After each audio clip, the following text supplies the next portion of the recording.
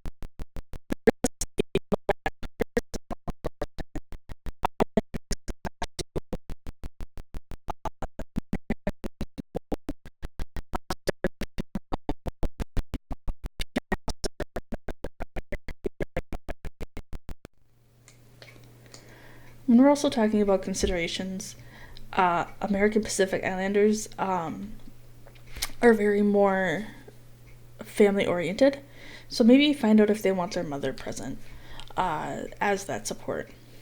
Encourage a medical exam or STI testing, but not insist due to the shame of the experience of someone. If they don't want to do it, they don't have to. There's no requirement. So, when we're talking about someone needing an interpreter, in the office we do not have an interpreter. We could try to find one that's in the community. Otherwise, the day one group does have some interpreters that can go via phone call. So that's another option for us also. So when we're addressing the language barriers, we never want to use children. If they brought a child with that could interpret, don't ask them to interpret. Maybe they don't need to hear what's going on. My favorite quote by Dr. Phil is, you don't involve children in adult problems. In this case, maybe the child doesn't need to hear it, or, maybe it's not appropriate for them to be repeating back. Make sure the survivor does not know the interpreter directly. It's being in a small community, and if they know this interpreter, it might cause some issues. Make sure the interpreter's personal values, belief, and expectations do not prevent the interpreter from remaining impartial, unbiased in their interpreting. Make sure the requested interpreter knows the correct dialect. So what can we do as advocates? Well, we can remember that all cultures contain a spectrum of contradictions, perceived acceptance of violence to long-standing traditions, and resistance to violence.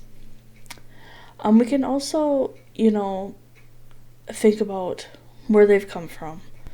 And even maybe, just applying, just listening to their story, not fully trying to accept where they've been or what they've gone through, but just listening, because sometimes they just need that.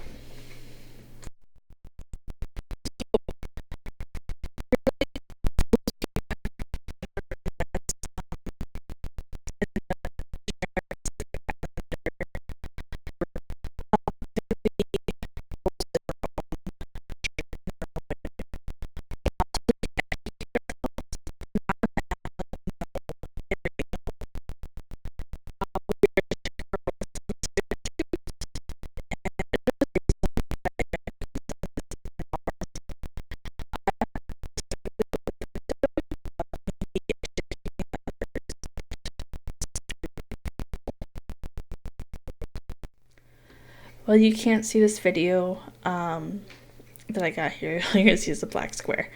I will add it into your work and talk about it on the worksheet.